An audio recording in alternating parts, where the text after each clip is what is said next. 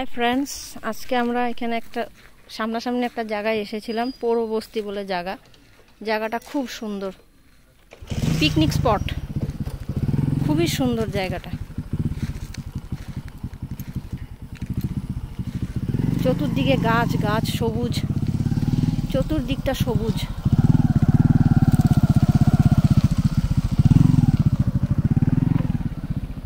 এত সুন্দর জায়গা, খুব সুন্দর পিকনিক স্পট এটা।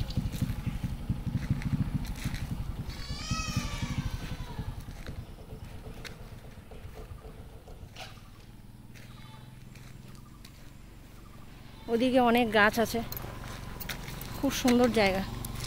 গরমের দিনে এই জায়গাটা বেস্ট।